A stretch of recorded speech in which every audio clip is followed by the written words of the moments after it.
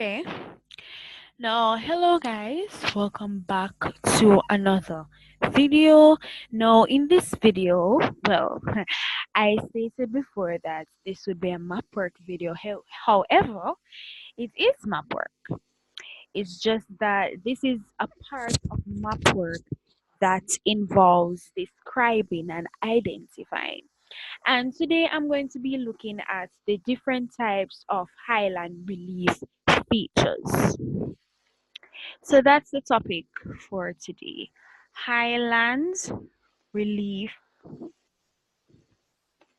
features, right? So when we think about a relief feature, we think about whether it is mountainous, whether it is a hill or whatsoever like that. Anything that has to do with landforms. So the first relief feature is a mountain. Now a mountain is one, right? It's a landform, right? Normally 600 meters or more in height, right? So for a mountain, right? When you have a line of mountains, like probably like this, it is what you call a range. You could even have it like this. Whereas, yeah. So a range of, sorry, when you have a line of mountains, like they appear to look closely packed, right? Is called a range. Now, there are three types of mountains, right? Three types of mountains. The first mountain is fold mountains. And you guys are aware that fold mountains, these are formed by convergent plane boundaries. Then you have block mountains. Then you have volcanic mountains. Example, Mount Kilimanjaro, right? In Africa, right? Then you have residential mountains.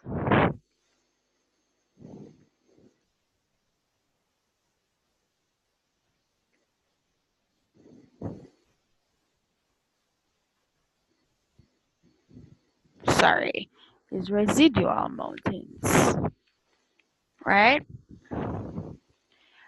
My mistake. Okay, so this is one relief feature. Relief feature number one, mountains, right? Now, in map work, you will be asked to identify the nature of the surface, right? Now, this is what I'll be explaining today, right? So, identifying the nature, right? Is it mountainous, right? So, remember that a mountain is a landform that has a height of 600 meters or more. Now, we're going to look at the peak, right? Now, the peak is not necessarily a landform. The peak, it represents the highest portion of a hill or the summit of a mountain. And it may be shown by a major or a minor trig station with a spot height. Now, normally on the map, you would see spot height or trig station, like they would give you a number, right? That they say that they measure that as being the height. So the peak would be like this, right? This right here would be the peak, right there. And the same thing applies for a hill. Right here would also be a peak, right? So the peak represents the highest portion, no matter what it is, whether a slope or a mountain or a hill. This represents the highest point on any landform, right? Now, the second one that we'll be looking at is hills and slopes. Hills and slopes, right? Now, hills and slopes, right? A hill is lower than a mountain. And as I said before, a mountain is one with 600 meters or more. However, a hill will be one, or a slope will be one with 600 meters, less than 600 meters, right?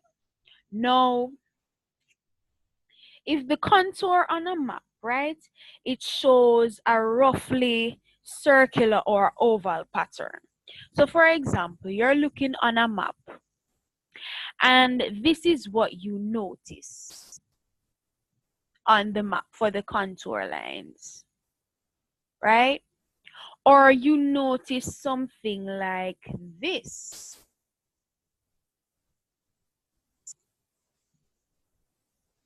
right? Now, this represents a hill. At times, when you see something like this, even like this, right, it would represent a hill. Now, a hill can have slopes that are even or uniform, right? Where the spaces between the contour lines, they are almost the same. So pretend that these spaces are almost the same. So normally when they represent hills on maps, they normally have the same, yeah, they appear to be the same, distance between. No, and sometimes it can be even uneven or irregular. So sometimes it catch up here and it big out like this and big out like this. It all depends on the nature of the land, right? So it can be uneven and it can be even, whatever it may be. But normally when you observe an oval or a circular pattern, it normally represents a hill, right? Now, I'm going to be drawing a hill here,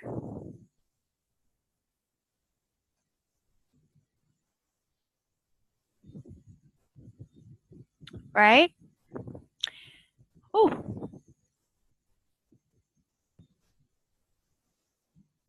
now this is an obvious case of uneven contour lines, right?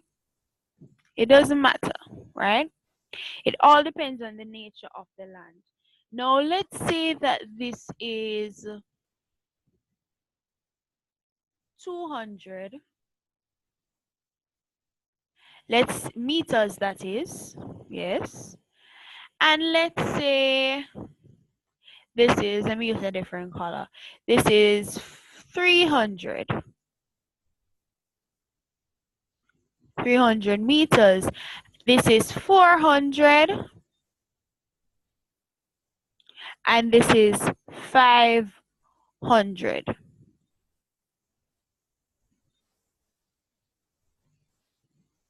No, on the map, right?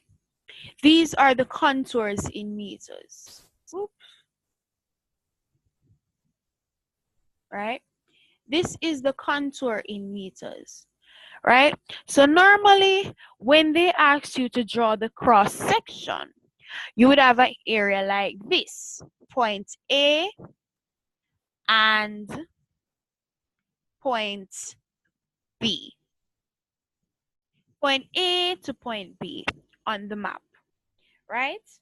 Now, normally on the graph, it would be shown like this, right? Whereas you would have being shown like this and stuff. Yeah, that's how it would be shown. Something like this. It all depends on the nature of the land, right? So what you would do, a method of doing this, like in doing the cross section, you would stick a strip of paper right here, and like you'd mark off the points. So say this is three, sorry, this is two, then they say this is three, then they say this is four, then they say this is five, then they say this is five again, then they say this is four, then they say this is three, then they say this is two. And then you take this strip of paper and you would place it by the edge of the graph sheet where the x-axis is. And based on that, remember that you would label the y-axis with the meters. So based on the meters that you've written there, right? You would then plot the points. And then you would get whatever shape the land is in, right? Okay, so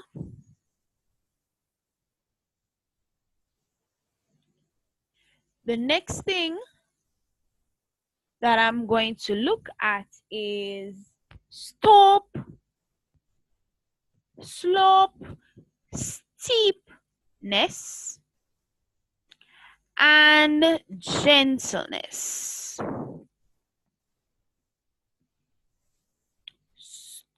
Slope, steepness, and gentleness. Now, contours very close together, right? So contours like these, they're extremely close. They're extremely close together, right? Contours like these, they indicate steep slopes. Contours like these, however, that are far apart, yeah, contours like those, however, they represent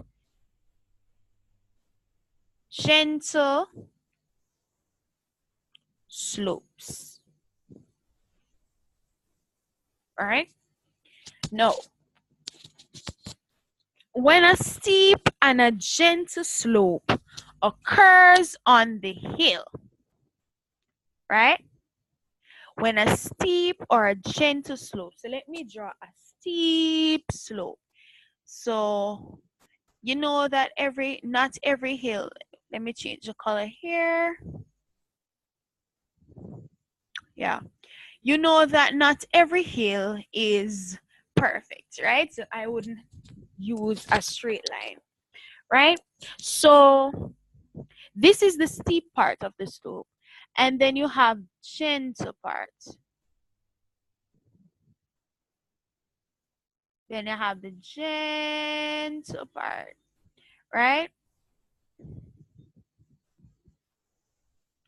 Gentle, and it's gently coming down. Now just pretend that this is a slope, right?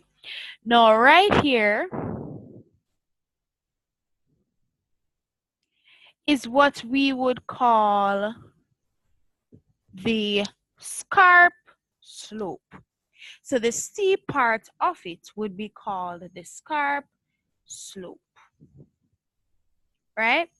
This, however, will be called the tip slope, right? Now this happens when you have a steep and a gentle slope occurring on the same hill, right? So it has to occur on the same hill. Now, all of this is what we call, so this slope right here, the entire slope, is what we would call an escarpment.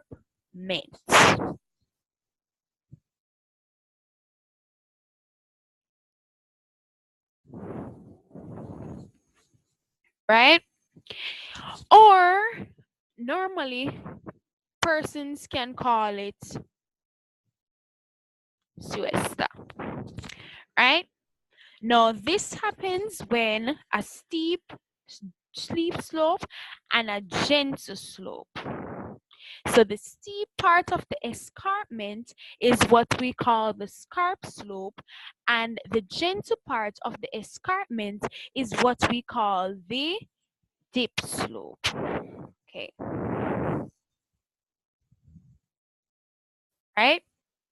Now the next thing that we will be looking at in the next video would be highlands, whether non-uniform slopes or uniform slopes, right?